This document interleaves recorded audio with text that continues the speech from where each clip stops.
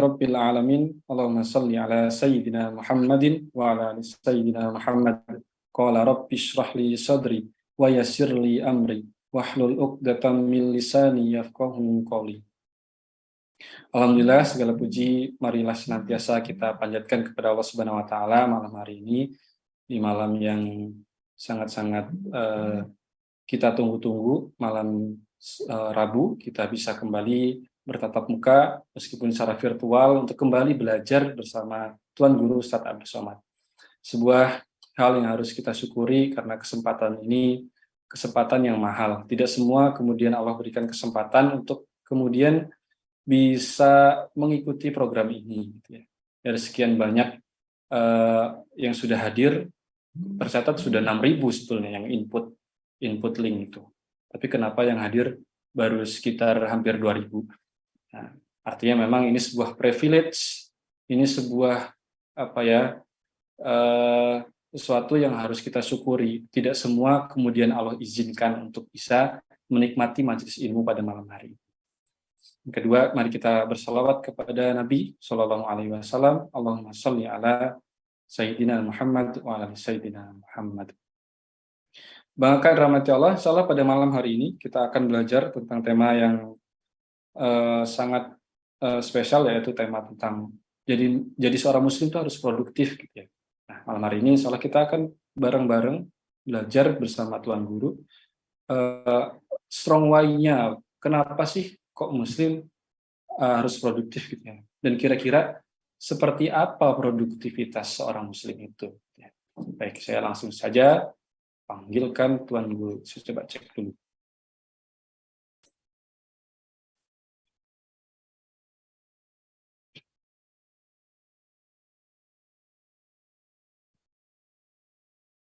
Bang Ilham, tolong juga Bang.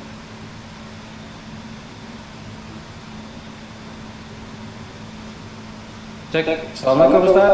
Waalaikumsalam warahmatullahi wabarakatuh. Kameranya belum open ini. Bang Ilham, tolong dibantu Bang Ilham. Suaranya jelas Bang? Jelas. Nah, ini sudah open kameranya tapi di mana? Oke, dibuka. Jadiin panelis dulu Bang. Oke, gimana? kita masih jadiin panelis. Ini saya coba udah promote ke panelis. Coba. Sudah? Bisa? Panelis. Oke, kita ulang lagi. Oke. Join a panelis. Coba Bang. Oke, sudah.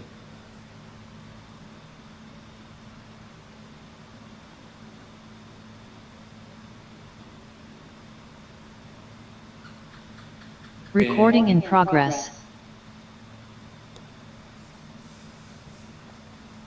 Open kameranya Bang. Bisa? Oke. Baik, Masya Allah, tabarakallah. Assalamualaikum Ustaz, sehat Ustaz? Waalaikumsalam warahmatullahi wabarakatuh, Bang Alvin. Suaranya masih mute ya?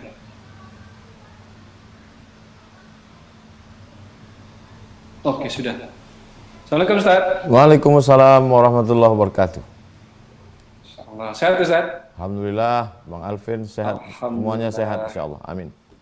Alhamdulillah. Insyaallah pada malam hari ini Bang Kakak dirahmati Allah, mari kita awali belajar kita dengan sama-sama membaca doa Rabbi zidna ilman warzuqna fahman. Pastikan kita niatnya lurus karena Allah Subhanahu wa taala. Satu, karena kita mencari ridhonya Allah. Yang kedua, kita dalam rangka menghilangkan kebodohan. Dan yang ketiga, dalam rangka untuk menghilangkan kebodohan orang lain di suatu saat gitu ya. Nah, insyaallah pada malam hari ini, insyaallah kita akan belajar bersama Tuan Guru bagaimana sih menjadi seorang muslim yang produktif dan kenapa kok kita harus jadi muslim produktif. Baik, waktu dan tempat kepada yang kami cintai, yang kami muliakan, Tuan Guru Ustadz Abdul Somad, saya persilahkan. Bismillahirrahmanirrahim. Assalamualaikum warahmatullahi wabarakatuh. Bang Alvin beserta seluruh yang mengikuti kajian kita pada malam hari ini, hijrah bersama Ustadz Abdul Somad, Bapak, Ibu, Abang, Kakak, Adik. Insya Allah semuanya disatukan Allah dalam amal soleh berdasarkan iman kepada Allah Subhanahu Wa Taala. Semoga kita senantiasa mendapatkan barokah kebaikan-kebaikan dari Allah. Amin ya rabbal alamin. Menjadi muslim yang produktif. Yang pertama yang perlu diperbaiki adalah kekuatan pikiran, mindset. Karena dari pikiran ini nanti yang akan berbuah pada action, tindakan, perbuatan, tindak tanduk. Semua berawal dari pikiran. Dan pikiran itu dipengaruhi oleh pengetahuan. Jadi kita luruskan dulu pikiran kita. Islam mengajarkan bahwa ada yang namanya ikhtiar. Kita menyebutnya sebagai usaha. Ada pemberian Allah Subhanahu wa taala. Itu terekam indah dalam kisah Nabi Ibrahim alaihissalam. Ketika dia meninggalkan Hajar dan Ismail, apa kata Nabi Ibrahim? Askantu min zurriyati fi wadin ghairi dhi zar'in inda baitikal muharram. Aku tinggalkan anakku Ismail beserta istriku fi wadin, di sebuah lembah, ghairi dhi zar'in, tidak ada tanaman, inda baitikal muharram, di samping Baitullah. Lalu kemudian di situ kita diajarkan tentang ikhtiar, usaha, produktif. Hajar tidak menunggu air turun dari langit. Padahal suaminya adalah Nabi Ibrahim. Anaknya juga adalah Nabi Ismail. Dia berada di bumi para nabi, Makkah Al-Mukarramah. Dan dia adalah perempuan yang solihah. Dia tidak menunggu, tapi dia berjalan ke atas bukit Sofa, berjalan ke atas bukit Marwah, yang diabadikan dalam ritual ibadah bernama sa'i. Sa'i itu selalu jamaah haji umrah mengatakan sa'i berlari-lari kecil. Sa'i artinya usaha.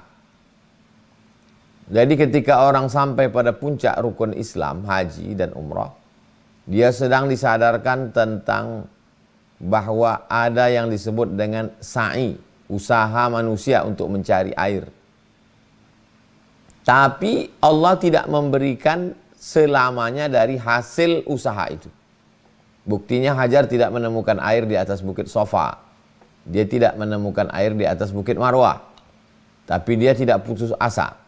Dia kembali lagi ke posisi semula. Ternyata Allah mau kasih rezeki itu bukan dari telapak kaki seorang perempuan bernama Hajar yang lari. Tapi Allah justru memberikan rezeki itu dari telapak kaki anak bayi kecil yang belum pandai berdiri. Jangankan berjalan dan berlari, berdiri pun belum. Dia geserkan tumitnya ke gurun pasir itu, mengalirlah air itu. Berkumpullah wahai air Zam-Zam. Berkumpullah wahai air. Akhirnya air itu berkumpul dan kita meminumnya sampai hari ini. Doa meminum air itu, Allahumma inni as'aluka ilman nafi'an. Berikan aku ilmu yang bermanfaat. Kenapa? Karena ilmu itu yang akan mempengaruhi mindset. Setelah ilmu, warizqan wasi'an. Berikan aku rezeki. Kenapa? Karena kalau ilmunya benar, dia akan produktif mencari rezeki. Yang ketiga, wasyifaan min kulli da'in wasaqamin.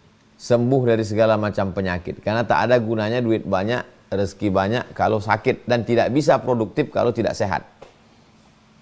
Ilmu benar, rezeki berlimpah, tidak sakit. Produktif yang luar biasa.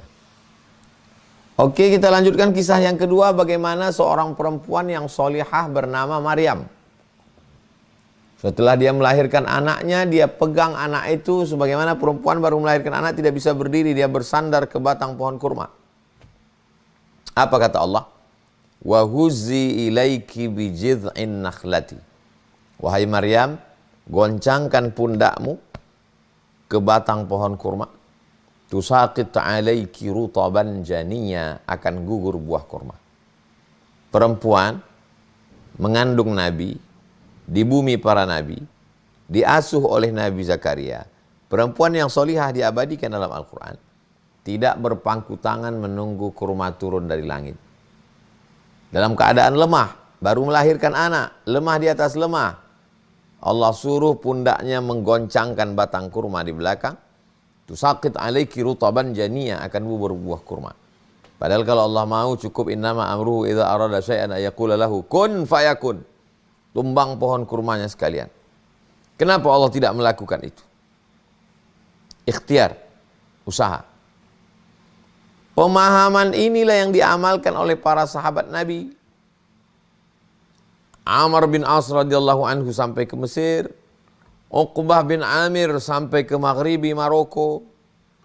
Perjalanan dari Makkah ke Mesir 3 hari 3 malam naik kapal laut.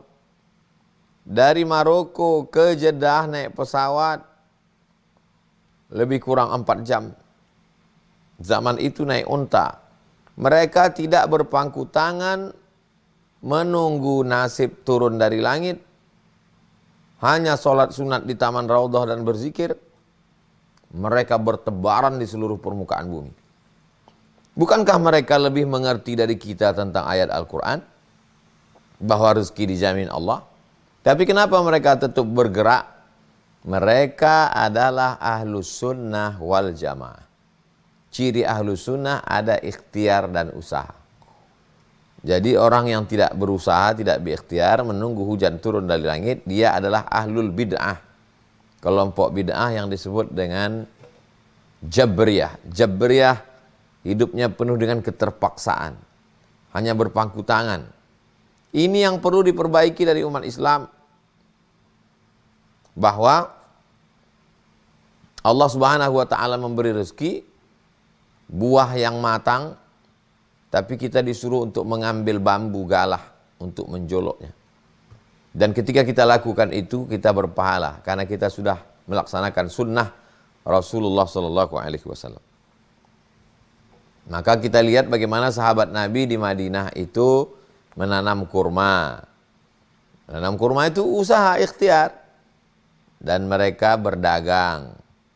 Makanya ada namanya pasar syari, pasar Islam. Untuk menyaingi pasar Yahudi di Madinah. Kata Nabi, kullu bay'in mabrurun. Semua transaksi jual beli yang jauh dari tipu, bohong, dusta, maka itu adalah mabrur, diterima Allah, baik, menjadi pahala. At-tajir, seorang pedagang. As-saduq, yang jujur. Al-amin, amanah. Pedagang yang jujur, amanah, tidak curang harga, tidak main timbangan, tidak tipu, tidak bohong, tidak dusta. Ma'an nabiyyin, kalau dia mati nanti dia akan bersama dengan para nabi. Wasiddiqin, dia akan bersama dengan siddiqin. Wasyuhada, dia akan bersama dengan orang mati syahid. Wassalihin, dia akan bersama dengan orang-orang yang soleh. Ini mindset yang perlu diluruskan. Setelah pikiran kita ini bersih, mengikuti Al-Quran, sunnah para ulama, salafuna salih, ahlu sunnah wal jamaah, maka buahnya adalah aktif. Makanya Imam Junaid al-Baghdadi, imamnya para ulama tasawuf, seringkali tasawuf dikambing hitamkan. Kenapa Islam ini mundur? Karena ulama tasawuf tidak mencari rezeki. Buka kitab Ar-Risalah Al-Qushairiyah, bercerita tentang ulama tasawuf. Induknya ulama tasawuf bernama Imam Junaid al-Baghdadi. Dia punya toko, tempat jualan barang-barang. Pagi dia datang ke tokonya, dia buka tokonya, kalau ada pembeli dia layani, tak ada pembeli dia sholat sunat. Ada pembeli dia layani, tak ada pembeli dia sholat sunat. Sampai 400 rakaat pulang. Supaya nanti kalau dia mati menghadap Allah ditanya, apa usahamu? Aku punya usaha. Kita ini akan ditanya apa ikhtiar kita untuk mencari rezeki dari Allah Subhanahu wa ta'ala. Suatu ketika salah seorang ulama besar, ahli tasawuf, melihat ada seorang wali Allah yang tidak berusaha, hanya duduk di pinggir jalan. Ketika dia ditanya, kenapa kamu tidak berusaha? Dia menjawab, rezeki dijamin Allah. Kalau kamu tidak percaya rezeki dijamin Allah, lihat itu pohon kurma. Di atas pohon kurma itu ada seekor burung yang patah sayapnya. Dan burung yang patah sayap itu tidak pernah turun, tidak pernah terbang. Tapi setiap hari ada burung lain yang membawakan ikan, membawakan cacing. Setiap hari ada saja burung yang datang, singgah, mampir ke sarang itu untuk memberikan. Kalau rezeki dijamin Allah, maka tidak akan pindah ke yang lain.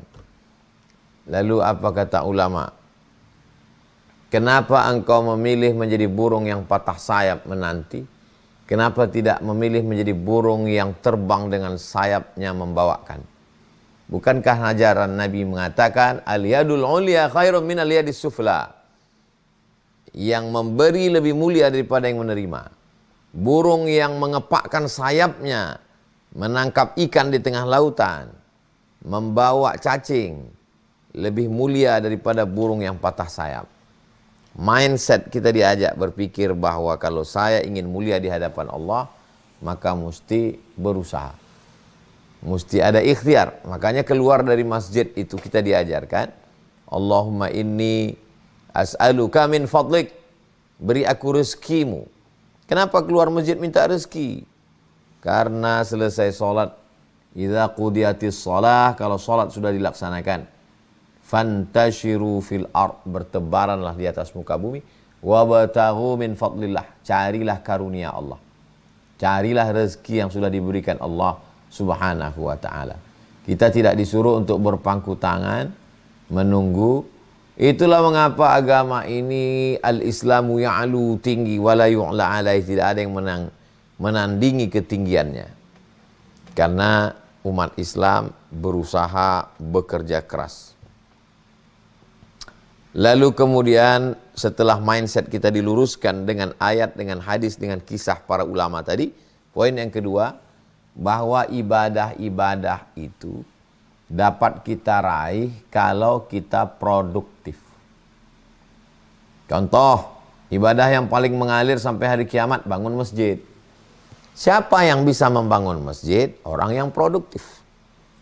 Sejauh perjalanan saya tabligh akbar pengajian, saya bertemu dengan bisnismen, orang-orang yang sangat produktif, lalu hasilnya bangun masjid. Ustaz Abdul Somad, tolong doakan saya bisa mati setelah selesai program ini. Apa program Pak Haji? Saya bangun masjid. Berapa targetnya? 99 masjid. Produktif. Produktif secara ekonomi. Mapan secara ekonomi. Siapa yang bisa selamat dari pendusta agama? Ara'aital ladzi yukadzibu biddin? Tahukah kamu siapa itu pendusta agama? Fadzalikal ladzi yad'ul yatim. Itulah orang yang menyia-nyiakan anak yatim, wala yahuddu 'ala ta'amil miskin, tidak memberi makanan pada fakir miskin. Kalau kita mau selamat dari pendusta agama, mesti produktif. Ana wa kafilul yatim kahataini fil jannah. Aku dengan orang yang menyantuni anak yatim nanti seperti ini. Nabi menunjukkan as-sababah, jari telunjuk, wal wusta, jari tengah. Farraja bainahuma. Nabi jarangkan antara keduanya. Beginilah dekatnya dengan Nabi. Siapa yang bisa dekat dengan Nabi? Orang yang produktif. Produktif membuat tahfiz Quran gratis, membuat sekolah berprestasi gratis. Maka mereka inilah yang dekat dengan Nabi Muhammad sallallahu alaihi wasallam. Orang-orang produktif. Idza matal insan, kalau si manusia mati, inqata'a amaluhu, putus amalnya, illa min salasin, kecuali 3. Siapa yang mendapatkan amal 3 itu? Produktif. Pertama, shadaqatin jariyah, sedekah jariyah. Yang bisa bersedekah, orang produktif. Yang kedua, ilmin yuntafa'u bih, ilmu yang bermanfaat.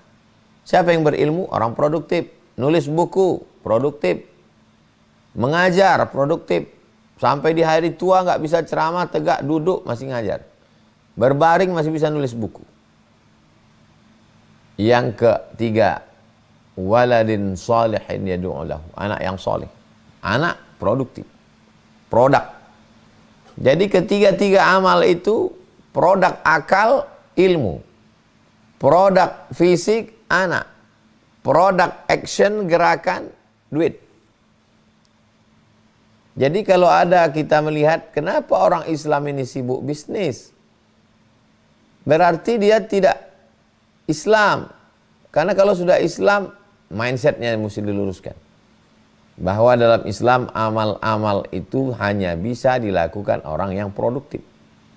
Adapun orang yang tidak produktif, sudah tua, amalnya paling-paling zikir. Tapi kita tidak menyepelekan zikir. Dalam Islam tidak boleh menyepelekan amal orang lain. Antufariqad dunya, kau mati meninggalkan dunia, walisanu karatbun bidzikrillah. Lidahmu dalam keadaan basah berzikir mengingat Allah. Setelah akal pikiran kita diluruskan, lalu setelah lurus, lalu kemudian kita bersemangat mencari uang, mesti ditentukan targetnya bahwa uang ini mau bangun masjid, uang ini buat sekolah gratis, uang ini untuk santunan fakir miskin, uang ini untuk anak yatim, uang ini untuk tanah wakaf, uang ini untuk hotel syariah, uang ini untuk wakaf Al-Quran beserta guru ngaji di desa terpencil, terisolir. Maka uang yang banyak itu tidak pernah cukup karena beban umat tidak pernah berhenti. Tapi kalau orang tidak peduli kepada program-program keislaman ini, dia akan sibuk dengan koleksi mobil, koleksi rumah, koleksi burung, koleksi binatang. Min husni islamil mar'i tarkuhu ma la ya'nihi. Kalau mau melihat kualitas keislaman seseorang, lihatlah dari sikapnya terhadap perbuatan yang tidak penting. Melihat kualitas keislaman orang karena sering ke Makkah, haji, umrah, bukan. Lihatlah sikapnya terhadap sesuatu yang tidak penting. Kalau dia mementingkan yang tak penting, kualitas Islamnya kurang. Dia mesti bisa menempatkan amat sangat penting, penting, kurang penting, tidak penting sama sekali. Ketika dia mementingkan yang tidak penting, menjadi skala prioritas, habis uangnya berjuta-juta untuk sesuatu yang tidak penting, maka kualitas keislamannya diragukan. Min husni islamil mar'i, kalau mau melihat kualitas keislaman seseorang, tarkuhu ma la ya'nihi. Lihatlah bagaimana dia bisa meninggalkan sesuatu yang tidak penting. Kalau saya lakukan ini, apa pentingnya untuk agama saya? Apa pentingnya untuk anak saya? Apa pentingnya untuk umat? Apa pentingnya untuk anak bangsa ini? Poin yang pertama, mindset, luruskan pikiran berdasarkan Quran, hadis, dan ulama. Poin yang kedua, bahwa kalau kita produktif, kita bisa lebih banyak beramal. Poin yang ketiga, yang terakhir, bahwa orang yang paling baik di antara semua manusia ini, amfa'uhum linnas, yang bermanfaat buat orang lain.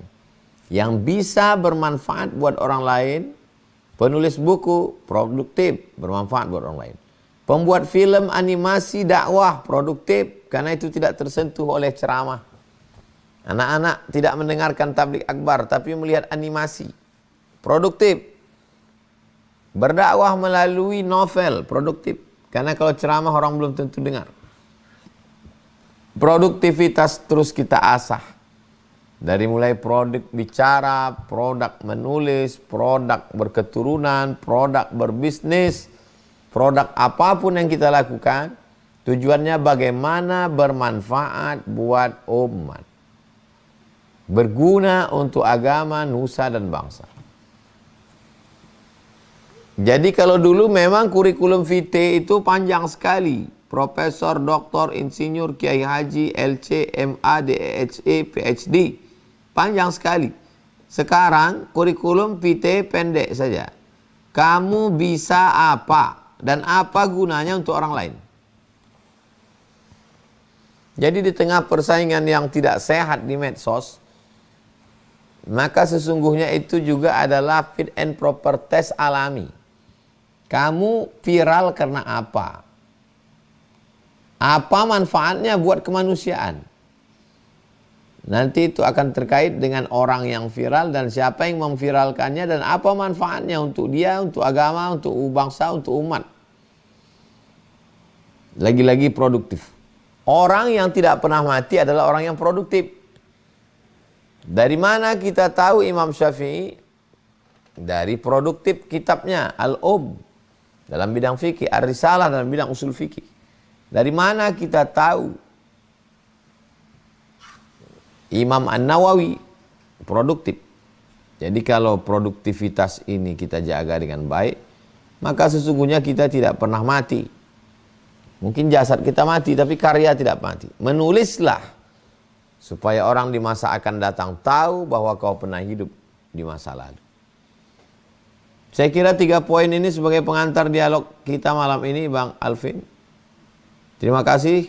Saya kembalikan ke Bang Alvin. Assalamualaikum warahmatullahi wabarakatuh.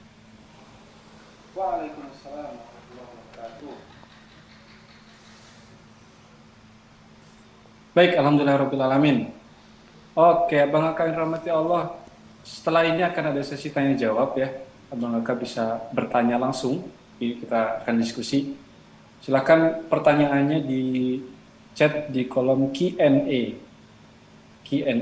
Masukin di situ. Nanti kita filter beberapa pertanyaan yang terbaik gitu ya. Kita akan sampaikan pertanyaan di situ. Baik.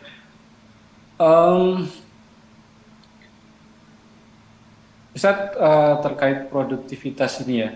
Jadi memang kita produktif memang menjadi sesuatu yang bagi seorang muslim memang harus gitu ya. Karena beberapa ayat-ayat Quran juga menginstruksikan itu. Setidaknya saya membaca di Quran surat Al-Jumu'ah tuh ya.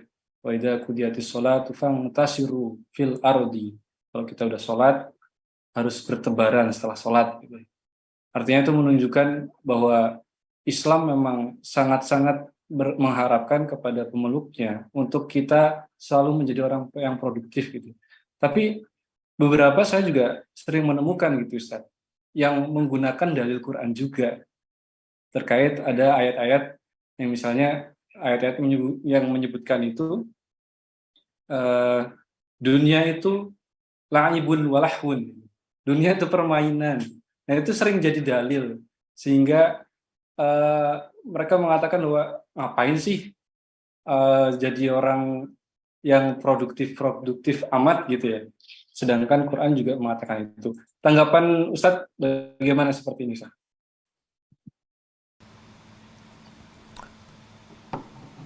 Yang pertama, jangan melepas ayat dari konteks. Jangan melepas ayat Al-Quran, dilepas dia dari kehidupan Nabi, dari kehidupan sahabat, dari kehidupan salafus soleh, sehingga ayat itu dicopot, dipreteli, berdiri sendiri, lalu dipaksa akal kita untuk mengakal-akalinya. Lalu apa beda kita dengan orang yang menggunakan hermeneutik? Hermeneutik adalah ilmu pisau analisa untuk mempreteli kitab suci. Innamal hayatud dunya la'ibun wa lahwun wa zinatun wa takatsurun fil amwali wal aulad. Hidup di dunia ini adalah permainan, perhiasan, saling berbangga dalam masalah anak dan harta. Lihatlah bagaimana sahabat Nabi. Apakah mereka meninggalkan dunia? Apakah mereka tidak nikah meninggalkan anak? Apakah mereka meninggalkan harta? Sahabat Nabi itu ada yang amat sangat kaya. Abdurrahman bin Auf, Sa'ad bin Rabi', Utsman bin Affan, Abu Bakar Siddiq membawa emasnya semua untuk biaya hijrah. Jadi maknanya ayat itu mencela Abu Jahal, Abu Lahab, orang-orang kafir musyrik yang sibuk dengan harta sampai melalaikan Allah. Jadi ayat itu ditujukan untuk mereka yang melalaikan Allah. Kenapa ayat ini kita pakai untuk saudara kita yang cari uang bangun masjid? Bukankah kita sudah salah pasang ayat? Ente nggak usah terlalu sibuk bisnis. Innamal hayatud dunya la'ibun wa lahwun wa zinatun wa tafakhurum wa takatsurun. Itu ayat untuk mencela orang kafir musyrik yang melupakan Allah.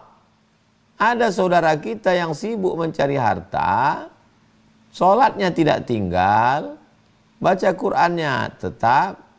Jangan-jangan kita sedang melegitimasi kemalasan kita. Orang dulu kalau malas, malas aja. Orang sekarang sudah malas, dilegitimasi dengan ayat. Dicarikan ayat-ayat untuk sebagai legalitas kemalasan. Orang sekarang tidak mencari kebenaran, tapi mencari pembenaran. Dia sebenarnya malas, dia sebenarnya tidak punya semangat, lalu dia cari ayat-ayat untuk melegalkan kemalasannya itu. Padahal dalam Islam amat sangat dicela, dikecam orang yang malas. Sekali lagi, jangan memotong ayat dari konteks kehidupan Nabi dan sahabat Nabi. Kalau alasannya harta, maka dalam Islam harta bukan barang haram. Ibadah-ibadah itu justru diperoleh dengan harta, dengan wasilah harta. Bahkan sebagian besar ibadah itu yang mengalir itu semuanya harta. Wakaf, zakat, infak, sedekah, wasiat, hibah, harta semua. Bahkan semua rukun Islam itu terkait dengan harta. Salat, kalau tidak menutup aurat tidak sah. Syarat sah salat menutup aurat membeli kain. Kain adalah harta. Puasa, bersahur adalah makan adalah beras. Gandum adalah harta. Zakat, apalagi tidak mungkin Islam mengatur zakat kalau tidak ada harta yang mencapai nisab dizakati. Kambing 40 ekor, onta 5 ekor, emas 85 gram. Apa yang mau dizakati kalau harta haram? Haji apalagi. Walillahi 'alan nasi hajjul bait. Wajib melaksanakan ibadah haji. Bagi siapa? Man istata'a ilaihi sabila, bagi yang mampu, yang sanggup transportasi, akomodasi, konsumsi.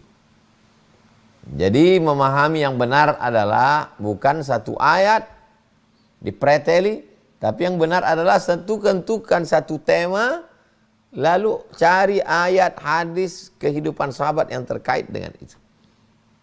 Demikian Bang Alvin. Ya, artinya memang kita tidak bisa jadi orang yang terlalu ekstrim gitu Ustaz ya. Kan posisinya ada yang ekstrimnya tuh di kiri, yang mengatakan bahwa kita harus produktif terus gitu ya, untuk mendapatkan dunia. Yang setiap menyikapi sesuatu biasanya orang terbagi dua, ekstrim kanan, ekstrim kiri. Menyikapi harta, ekstrim kiri, time is money, waktu adalah uang. Karyawan tidak boleh istirahat, tidak boleh sholat. Karena kalau sholat zuhur, asar, hilang 10 menit, etos kerja berkurang. Tidak boleh puasa. Habib Bourguiba terang-terangan di televisi Tunisia, mantan presiden Tunisia yang digulingkan oleh Ali Zainal Abidin. Dia ambil minuman, wahai rakyat Tunisia, mari kita minum bersama-sama. Karena puasa ini hanya mengurangi etos kerja. Ini ekstrim kiri. Kerja, cari uang. Jangan mendekatkan diri kepada Tuhan karena buang-buang waktu. Yang kedua, kelompok kanan. Harta ini hanya akan melalaikan kepada Tuhan. Maka jangan sibuk dengan harta. Islam pertengahan. Wa kadzalika ja'alnakum ummatan wasata. Demikianlah kami jadikan kamu umat wasata, pertengahan. Bainal ifrat wa tafrid. Tidak ke kiri meninggalkan agama, meninggalkan Allah untuk harta, tidak ke kanan meninggalkan harta, tapi dua-duanya dilaksanakan. Laisa bi khairikum man taraka dunyahu li akhiratihi. Orang yang baik di antara kamu bukan yang meninggalkan dunia untuk akhirat. Wala akhiratahu li dunyahu. Bukan pula meninggalkan akhirat untuk dunia. Liusiba minhuma jami'an, dapat dua-duanya. Rabbana atina fid dunya hasanah wa fil akhirati hasanah wa qina adzabannar. Demikian Bang Alvin.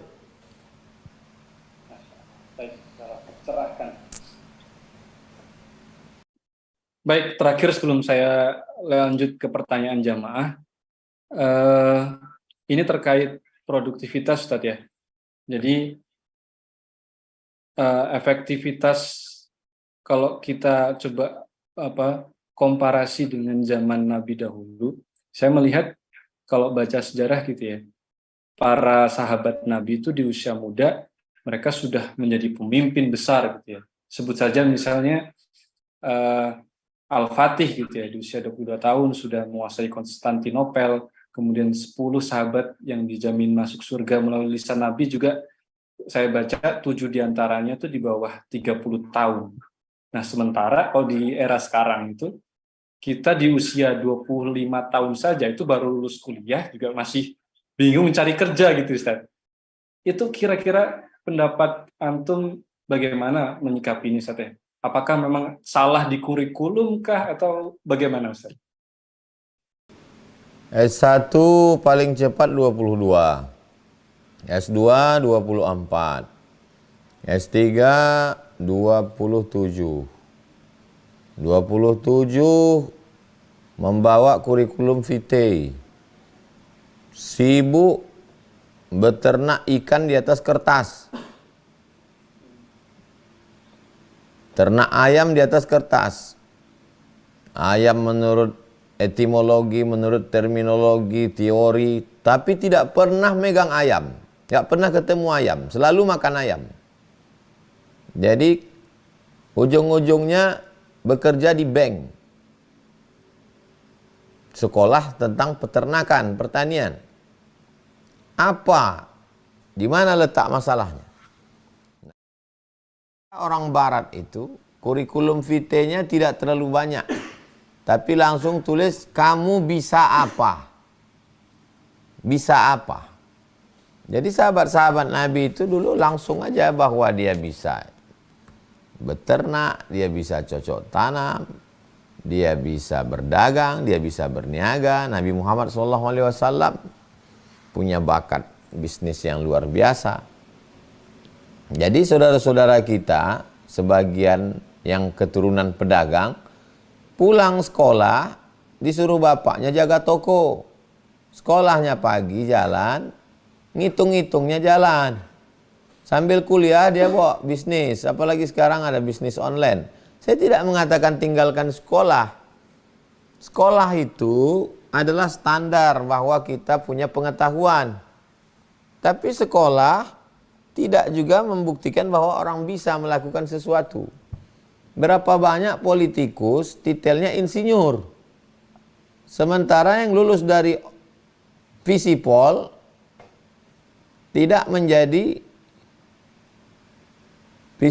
tidak menjadi orang ahli politik, malah jadi guru, jadi dosen. Ya, jadi ada ilmu yang bersifat hanya sebagai knowledge, pengetahuan, tapi ada ilmu yang bersifat sebagai ilmu terapan. Jadi yang model terapan itu sejalan dia, sekali jalan. Makanya saya ketemu dengan beberapa rektor.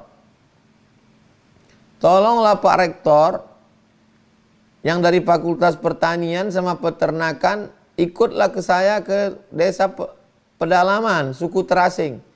Gak usah lagi KKN 1 bulan, ikut sama saya setahun. Nanti tinggalkan di dalam, gak usah kasih uang. Kalau pulang dia setahun berarti berhasil dia ternak di dalam. Beberapa rektor setuju, nanti kami akan kirim, tolong datanya. Jadi dua-duanya dapat, teorinya dapat, prakteknya dapat. Dan dia produktif. Demikian Bang Alvin.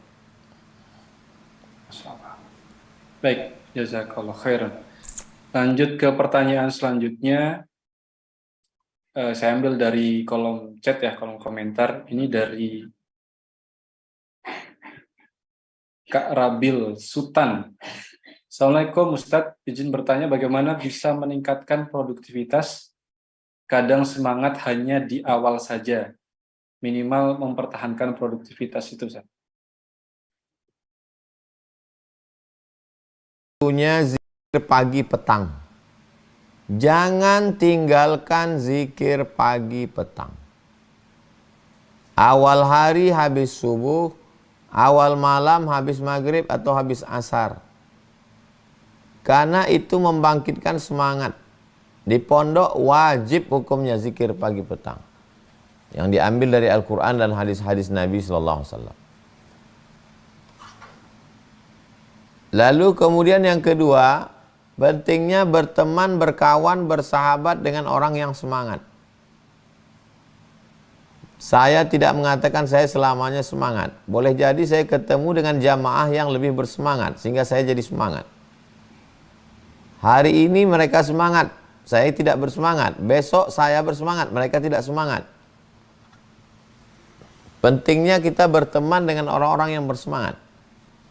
Yang ketiga, pentingnya kita merefresh, merenung sejenak. At-tafakkur sa'ah, berpikir sesaat, khairun min qiyami lailah. Lebih baik daripada solat sepanjang malam, kata Abu Darda, sahabat Nabi. Berpikir sesaat, saya ini mau kemana? Saya selalu berpikir di tengah malam.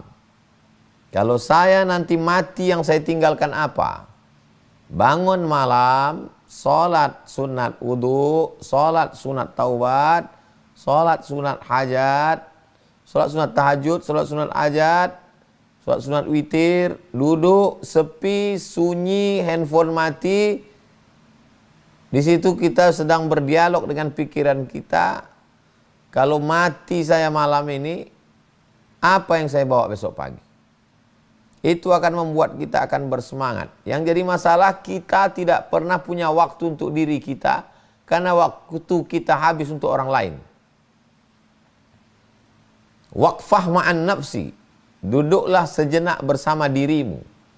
Karena kau sudah terlalu lama melupakan dirimu karena terlalu sibuk dengan orang lain. Tidak ada waktu yang paling indah berdua-duaan dengan diri. Berdua-duaan dengan Allah Subhanahu wa ta'ala. Merenung saya dari mana, sedang di mana, mau kemana, akan bawa apa. Ambil kertas, tulis, rumah, mobil, surat-surat berharga, kendaraan. Kalau aku mati, rumah akan diambil ahli waris. Habis semuanya. Yang kita bawa mati mana?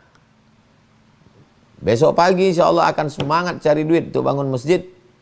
Akan semangat lagi untuk amal-amal yang luar biasa. Jadi kalau ada orang mengatakan amal itu tidak terwujud kalau tidak dengan produktivitas. Setelah produktif baru kita bisa beramal. Demikian Bang Alvin. Baik. Oke, kita ambil lagi pertanyaan di kolom komentar ya. Kolom Q&A apa? Oke, saya izin untuk saksi dulu.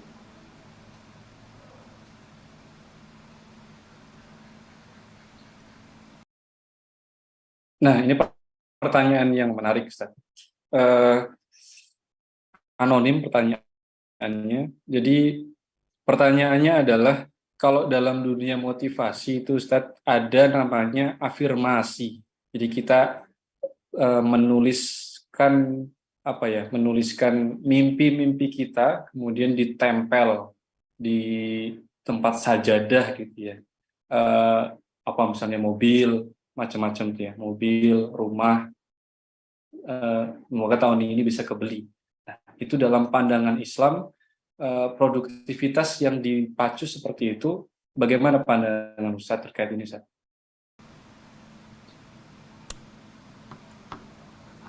Saya setiap bangun pagi di Mesir,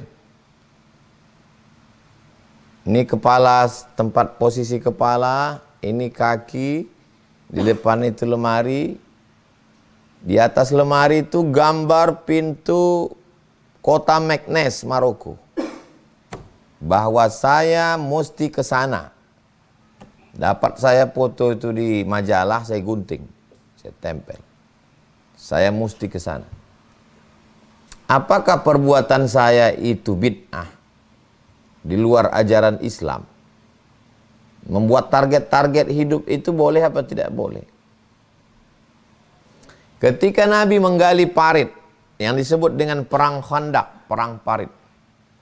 Saat paculnya itu mengena ke batu, mengeluarkan cahaya.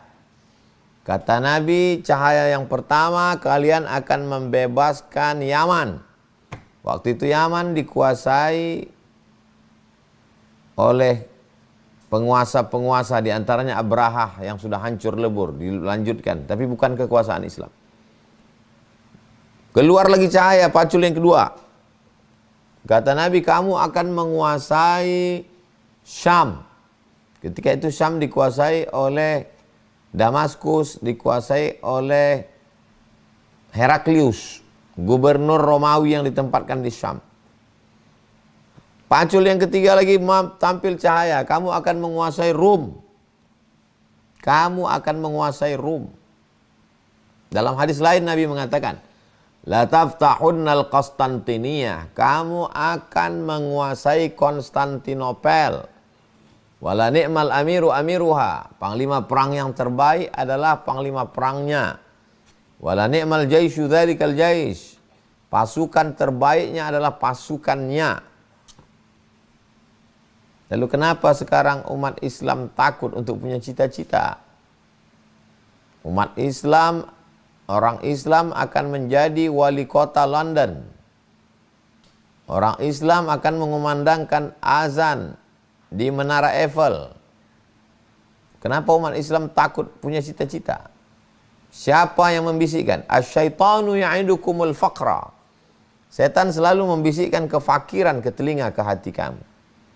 Wallahu ya'idukum maghfiratan minhu wa fadla. Sedangkan Allah selalu mengilhamkan ampunan dan keutamaan, kelebihan-kelebihan. Pepatah kita mengatakan, gantungkan cita-citamu setinggi bintang di langit. Islam pula mengajarkan, i'mal li dunyaka ka'annaka ta'ishu abada. Untuk dunia, buat seakan-akan kau hidup selamanya.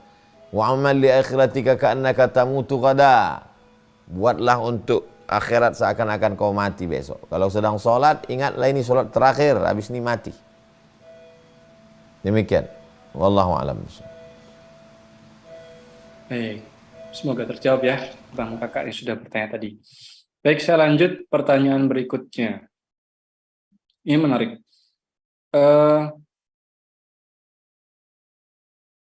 Pertanyaannya, Ustadz, orang kafir juga produktif. Lantas, apa bedanya produktivitas seorang muslim dengan orang kafir? Karena orang kafir juga ngejar omset, ngejar revenue, dan lain sebagainya. Apa yang menjadi fundamental gitu, Ustadz, yang paling membedakan seorang muslim yang produktif dengan orang non-muslim yang produktif? Islam bangun jam 5, dia bangun jam 4. Orang Islam pergi pagi pulang petang, dia pergi pagi pulang malam. Orang Islam kejar target, dia juga targetnya lebih banyak. Kalau begitu dia diridhoi Allah karena kerjanya lebih banyak. Inilah yang tidak menyimak dari awal tadi. Kan tadi saya jelaskan, orang Islam mencari harta, tujuannya bangun masjid. Mereka mencari harta untuk dunia. Kita harta itu sebagai wasilah. Kalau sudah dapat nanti bangun masjid, buat sekolah, santunan anak yatim, fakir miskin, dan semua yang bermanfaat untuk umat. Saya dan kawan-kawan membuat program itu YTWU itu sekarang 26 programnya. Tidak pernah berhenti. Fa idza faraghta fansab. Kalau selesai dari satu, kalau sudah selesai dari satu aktivitas, fansab, cari aktivitas yang lain. Jangan pernah berhenti. Berhenti berkayuh berarti jatuh. Maka apa beda kita? Kita bedanya menjadikan ini hanya sebagai wasilah, bukan tujuan. Mereka menjadikan itu sebagai tujuan. Dan ada sebagian orang Tuhannya ya duit itu sebagai Tuhan. Jama'a mala wa addada. ngumpul ngitung. Kita enggak. Kita tidak ngumpul ngitung. Setelah dapat, kita share, kita bagi. Demikian Bang Alvin. Baik, berikutnya Ustaz. Ini pertanyaannya menyinggung fikih juga. Assalamualaikum Pak Ustadz, dari Mas Fahmi. Izin bertanya bagaimana kita produktif dalam hal yang berkecimpung dalam dunia musik. Apakah boleh? Sedangkan referensinya mengatakan bahwa musik itu haram.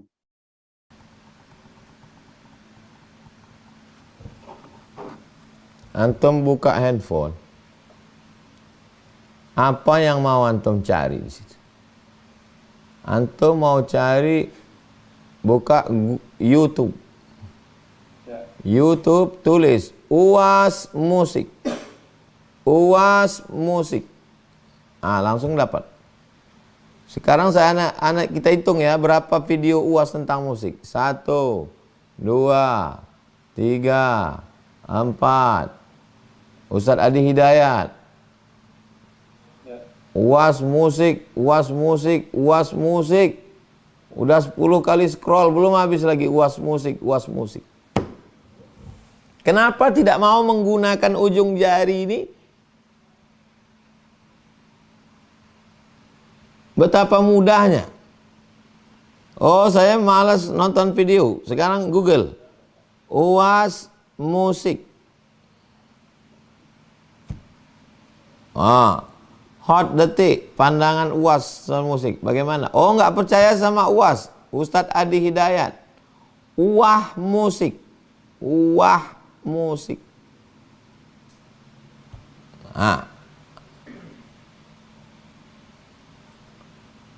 Apalah sulitnya menggunakan ini? Baca.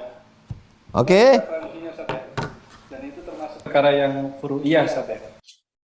Kita paham tentang hukum musik. Oh, ternyata yang ini yang bilang haram.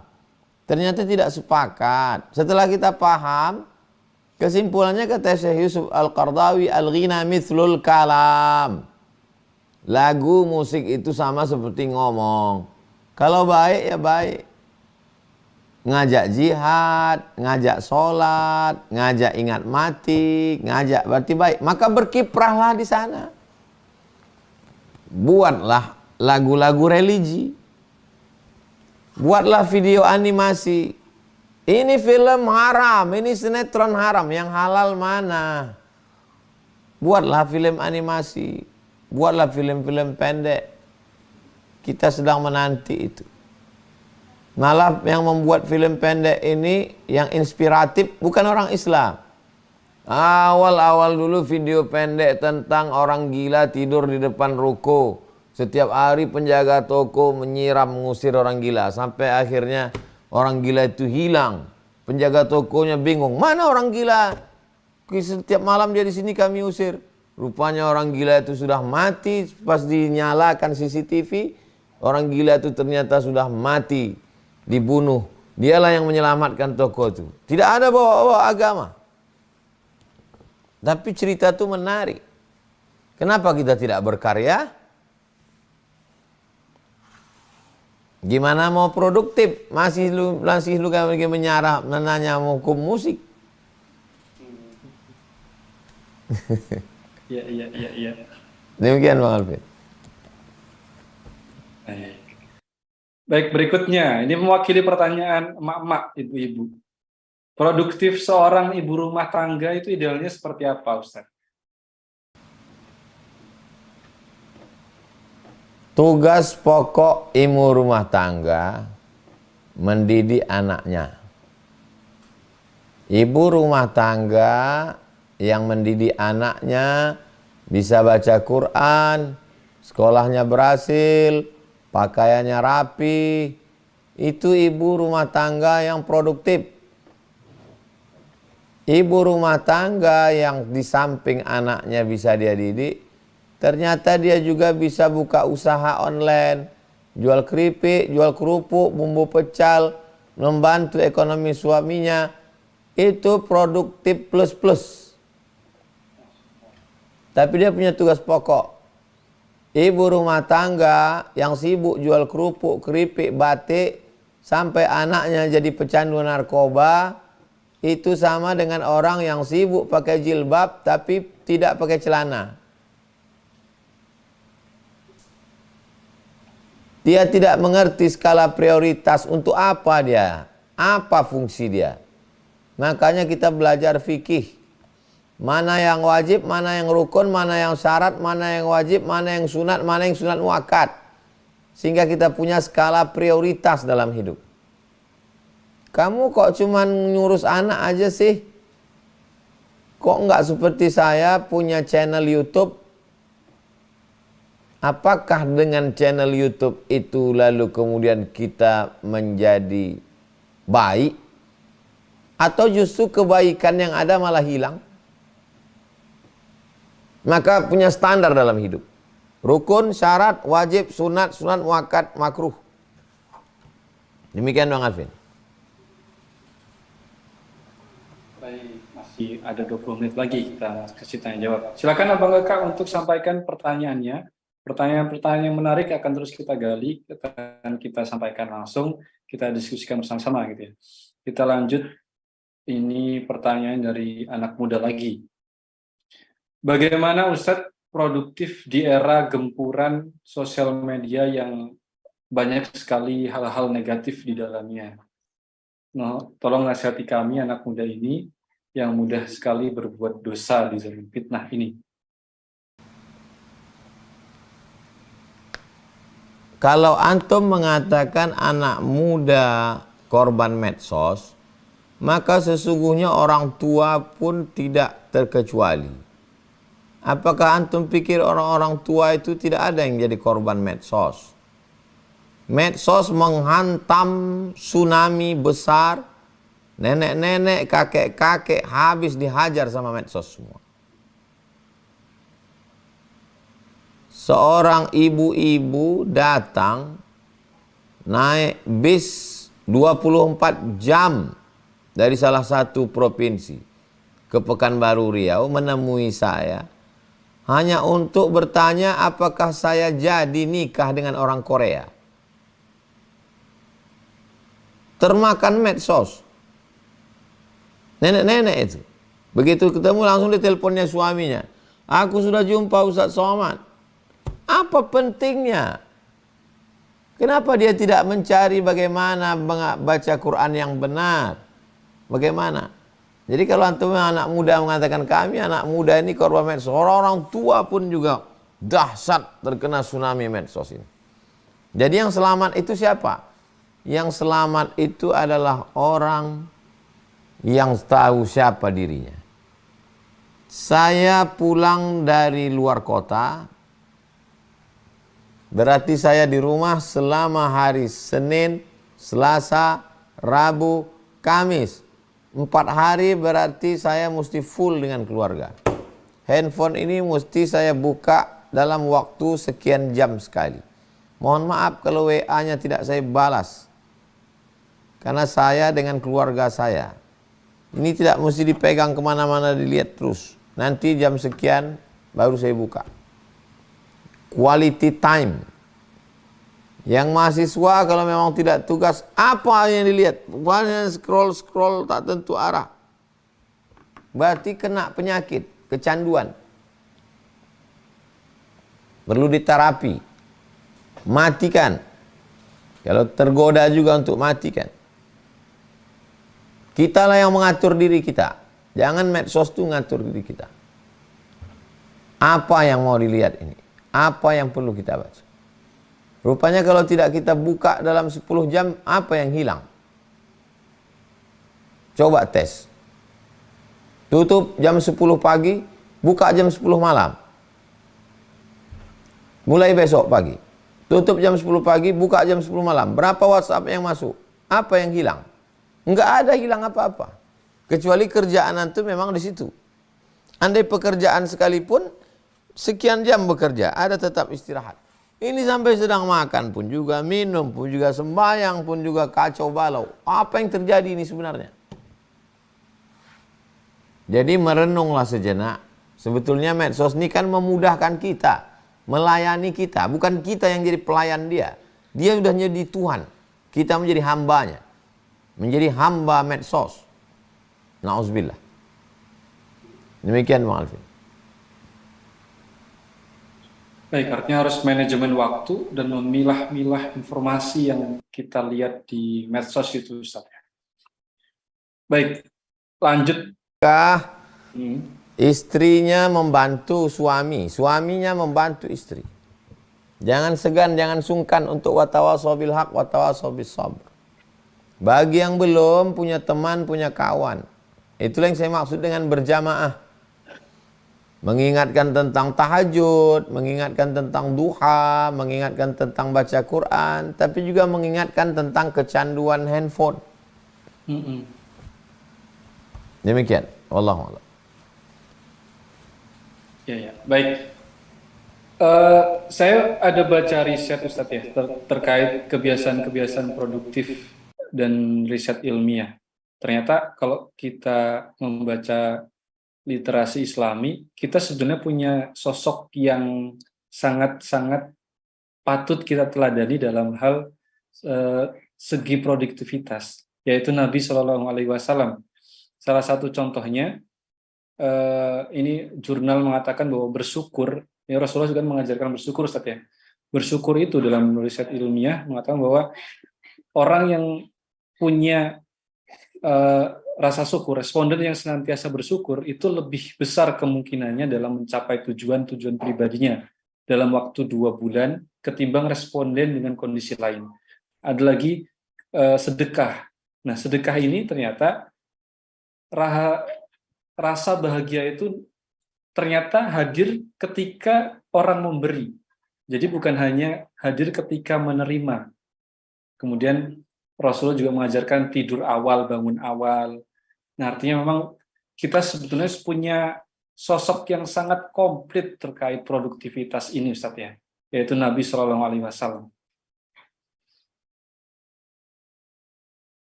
Hasanah. Pada diri Nabi Shallallahu Alaihi Wasallam itu ada suri tauladan. Contoh, dalam hal apa? Dalam hal segala hal, semua aspek produktivitas. Dia tidak hanya sekedar produktif, tapi dia menularkan produktif itu ke orang sekelilingnya. Cerita produktif harta, maka tidak ada yang paling produktif selain daripada Abdurrahman bin Auf. Waktu meninggal 6 triliun 3.200.000 dinar emas. Sekarang dihitung dengan rupiah 6 triliun dalam waktu 10 tahun. Karena waktu pindah ke Madinah itu dia ulang dari nol. Kalau 6 triliun selama 10 tahun, berarti berapa per tahunnya, berapa per harinya, berapa per jamnya. Hitung sendiri ya. Abdurrahman bin Auf. Produktivitas tentang menghafal ayat, menghafal hadis, maka yang paling tinggi produktivitasnya adalah Abu Hurairah, lebih 5.000 hadis. Kemana aja Nabi dia ikut. Jadi saya tidak membatasi produktivitas hanya pada materi benda. Produktivitas dalam periwayatan hadis, Abu Hurairah, Abdullah bin Abbas, Abdullah bin Umar bin Khattab, Aisyah radhiyallahu anha. Produktivitas dalam hal menulis, maka yang paling produktif adalah Ubay bin Ka'ab. Ubay bin Ka'ab lah yang menulis, menyatukan semua kodifikasi Al-Quran yang sebelumnya hanya di kepala sahabat, disusun menjadi sebuah buku oleh Ubay bin Ka'ab dibantu staf Zaid bin Sabit. Produktivitas dalam hal perang, setiap jengkal tubuhnya tidak ada yang kosong. Jadi kalau diukur jengkal, satu jengkal, berarti di situ ada 3 bekas. Bekas tombak, anak panah, sama pedang. Siapa dia? Khalid bin Walid. Produktivitas. Imam Nawawi, kalau dihitung kitab-kitabnya itu, tidak cukup umurnya itu. Artinya sangat produktivitas. Kita belajar kitab hadis paling kecil Arba'in Nawawi. Riyadhus Shalihin besok subuh Rabu, setiap Rabu, Nawawi. Al-Azkar Imam Nawawi. Baca Sahih Muslim nggak paham, baca syarahnya Al-Minhaj syarah Sahih Muslim Ibnu Hajjaj Imam Nawawi. Baca fikih paling besar Al-Majmu' syarah Mu'adzab, Riyadhut Thalibin wa Umdatul Muftin Imam Nawawi. Sampai Imam Nawawi itu kata Syekh Ali Jum'ah, kalau dia mengantuk dia tertidur, jatuh keningnya ke buku.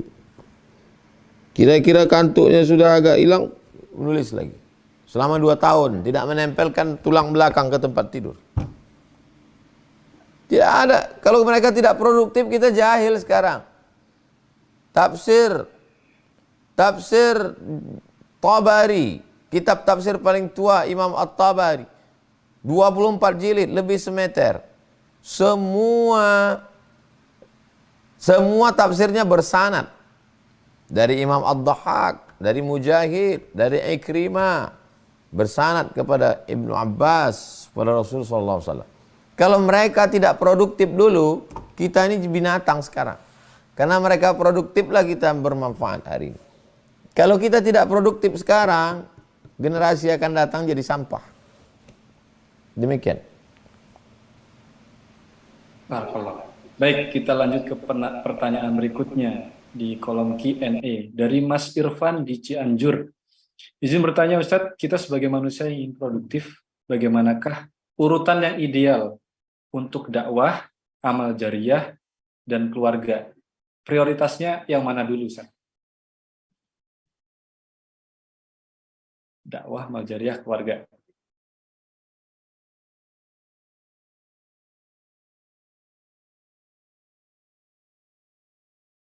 Selasa, Rabu, Kamis bersama keluarga di pondok bersama santri. Lalu kemudian kalau saya berangkat hari Kamis berarti pulang hari Ahad. Kalau berangkat hari Jumat berarti pulang hari Senin. Untuk yang sudah saya bagi, satu provinsi saya datangi 2 kali dalam setahun. Sumatera Utara, Aceh, sampai wilayah timur Indonesia. Lalu kemudian yang dekat rumah, setiap Rabu subuh. Yang kota Pekanbaru dan Yayasan Tabung Wakaf Umat, 5 titik dalam sebulan. Khutbah Jumat, sore Jumat, malam Sabtu, Sabtu subuh, Sabtu siang. Jadi berjalan dia, sejalan. Tak bisa antum keluarga saja lalu ini nanti, enggak. Sejalan. Antum tetap mencari untuk amal jariah, keluarga juga, sekali dayung 2-3 pulau terlampau. Secara teorinya mungkin nanti akan begini, tapi antum jangan ngobrol sama orang yang berteori. Kalau belajar sama orang yang praktek. Ya. Kalau teori gak selesai-selesai. Teori supaya dapat semuanya. Demikian. Wallahu a'lam. Baik, alhamdulillahirabbil alamin.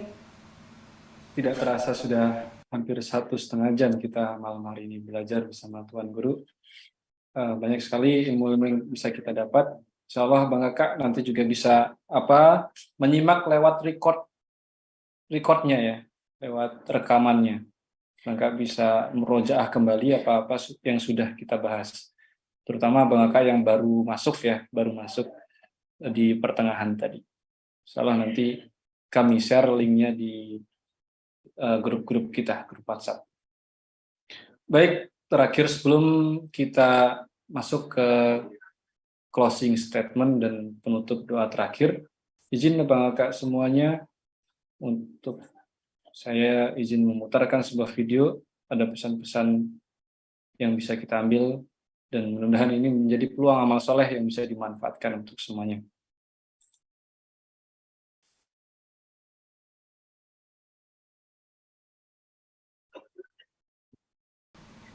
Kita mesti terus bersemangat karena kita tidak tahu kapan kita akan mati Dan kalau mati meninggalkan apa? Maka yang tinggal itu adalah produktivitas.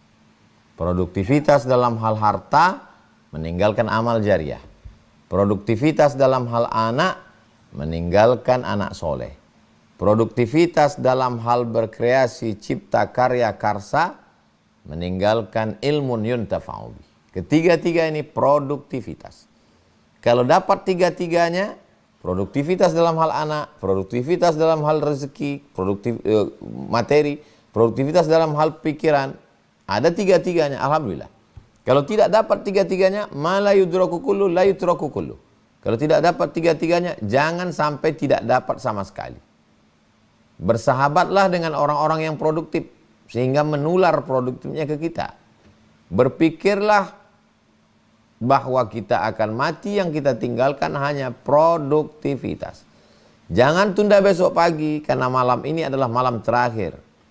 Ini malam saya terakhir, maka saya mesti bicara bergizi, berkualitas dengan Bang Alvin dan semua jamaah. Bahwa besok pagi saya hidup lagi, berarti besok pagi saya punya amal yang baru. Bahwa saya mati malam ini, saya sudah mengerahkan all out.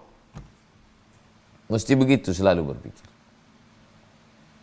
Mudah-mudahan kita selalu istiqamah ala hazihi niyya al-Fatihah. A'udzubillahi minasyaitonirrajim.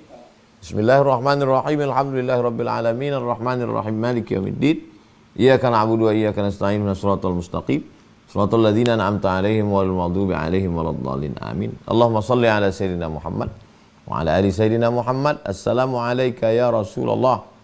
Ya Rabbi bil Mustafa balligh maqasidana waghfir lana ma madha ya wasi'al karami ya qadiyal hajat. Engkau yang menunaikan segala hajat, ya rafi'ad darajat. Engkau yang mengangkat segala derajat, ya muqallibal qulub. Engkau yang membolak-balikkan hati kami, sabit qulubana. Kokohkan hati kami ini ya Allah.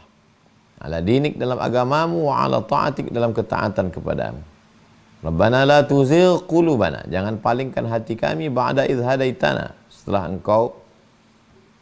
engkau berikan hidayah kepada kami. A'inna, tolong kami ala zikrika, supaya hati kami selalu berzikir mengingatmu. Wa syukrika, selalu bersyukur kepadamu. Wa husni ibadatik, selalu beribadah kepada engkau. Allahumma ja'alna minal mukhlasin, satukan kami bersama orang-orang yang ikhlas. Wafiqna lima tuhibbuhu wa tardah, tanamkan taufik dan ridhamu untuk kami. Rabbana atina fid dunya hasanah wa fil akhirati hasanah wa qina adzabannar. Sallallahu alaihi wasallam Muhammad wa ala alihi wasallam walhamdulillahi rabbil alamin. Assalamualaikum warahmatullahi wabarakatuh. Sukses selalu buat Bang Alvin, kakak, ibu, abang, adik semuanya.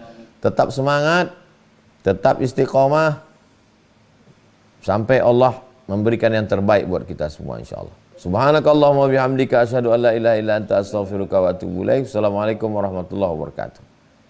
Waalaikumsalam warahmatullahi wabarakatuh.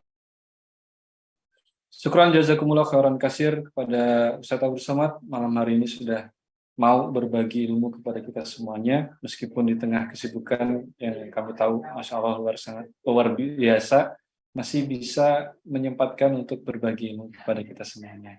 Kita sama-sama berdoa, mudah-mudahan ilmu yang kita dapatkan pada malam hari ini bisa kita fahami, bisa kita amalkan, dan juga bisa kita ajarkan di kemudian hari. Amin Allahumma amin. Maka yang saya cintai karena Allah, terima kasih yang masih standby pada malam hari ini. Terima kasih yang sudah istiqomah untuk terus ikut program kita Hijrah Bersama UAS. Insya Allah kita akan berjumpa lagi di pekan depan dengan tema-tema yang nanti akan kita kabari tema apa. Bagi yang ingin request tema apa, silakan coba di kolom komentar. Di pekan depan kita mau bahas tema apa kira-kira. Silakan ditahan nafsu. Oke. Apalagi, ayo. Ada riba, Masya Allah, riba. Pernikahan, jodoh, jodoh. Perceraian, alhamdulillah. Was-was, taubat, fikih pernikahan. Al-Quran, pacaran, ta'aruf, Baik, insya Allah saran-sarannya akan kami tampung. Insya Allah nanti kita akan coba diskusikan terlebih dahulu tema apa yang kira-kira cocok untuk pekan depan gitu ya. Baik, sebelum kita tutup, Abang Kak, mungkin yang baru bergabung, saya izin untuk memutar sebuah video. ada program amal soleh. Ini yang tadi di awal sudah kita putar. Mudah-mudahan ini juga bisa menambah amal soleh kita pada malam hari ini. Silakan. Assalamualaikum warahmatullahi wabarakatuh. Uang yang kita cari, kita belikan ke rumah akan tinggal, diberikan kepada ahli waris. Lalu kemudian diberikan ke kendaraan, juga akan dijual, akan dibagi kepada ahli waris. Yang kekal abadi sampai hari kiamat adalah yang kita wakafkan di jalan Allah Subhanahu wa Ta'ala. Tanah ini 1 meternya 100.000 rupiah. Jumlahnya lebih kurang 2 hektar. Di atasnya akan dibangun pondok pesantren. Anak-anak akan belajar pagi, petang, siang, malam menghafal Al-Quran. Kita mungkin bukan penghafal Quran. Kita sibuk. Tapi di tengah kesibukan kita akan mendapatkan amal jariah yang mengalir. Jadi sejak mulai subuh sampai tengah malam. Al-Qayyis, orang yang cerdas, adalah mandana nafsahu, menekan hawa nafsunya, wa amila lima ba'dal maut, berpikir apa yang akan dia dapatkan setelah dia mati. Hanya dengan 100.000 rupiah 1 meter, kita sudah menyelamatkan diri kita, mendapatkan amal jariah. Kita hadiahkan untuk almarhum ayah, almarhumah ibu, almarhum saudara, maka pahalanya pun akan mengalir. Sampai kapan? Sampai anak-anak santri tahfiz menghafal Quran, melanjutkan ke muridnya, sampai hari kiamat. Ma'akalta fa'afnaita, yang kau makan busuk. Wa malabista fa'ablaita, yang kau pakai lapuk. Wa matasaddaqta, yang kau wakafkan, itulah yang akan kau petik hasilnya untuk hari esok. Mari mengajak jamaah untuk berdonasi 100.000 per meter. Berkah selalu. Assalamualaikum warahmatullahi wabarakatuh. Baik, kita ada program pembebasan lahan di Pondok Pesantren UAS yang berada di Riau Kampar. Maka malam hari ini yang mau ikut berkontribusi, ikut berwakaf, baik atas nama diri sendiri atau atas nama ibu, ayah, baik yang masih ada ataupun tiada, silakan klik link yang sudah kami posting di kolom chat. Nah, di situ sudah ada linknya. Silakan klik linknya. Nanti akan diarahkan ke laman dukung.sidak.id. Nah, seperti ini. Kalian bisa langsung, kalau ingin berkontribusi, klik saja donasi sekarang. Nah, ini fiturnya sudah membantu kita, memudahkan semuanya, karena menggunakan fitur yang serba otomatis. Maka bisa pilih nominal donasi yang diinfakkan, misal 1 orang dari 100.000, kalau 5 orang berarti 500.000, kalau nominalnya custom bisa, misalkan 3 orang berarti 300.000. Nah, bahkan juga bisa patungan gitu ya, mulai dari 10.000 bagi yang mungkin rezekinya masih yang ke 10.000, maka bisa mulai dari 10.000 ya. Nah, kalau sudah, langsung kita lanjutkan pembayaran, pilih metode transfer. Nah, ini juga bisa pakai dompet digital. Dompet digitalnya diklik, misalnya saya pakai GoPay. Nah, di sini. Tuliskan doanya, Bang Kak. Apa doanya? Ya Allah, kami hadiahkan untuk ibunda kami tercinta.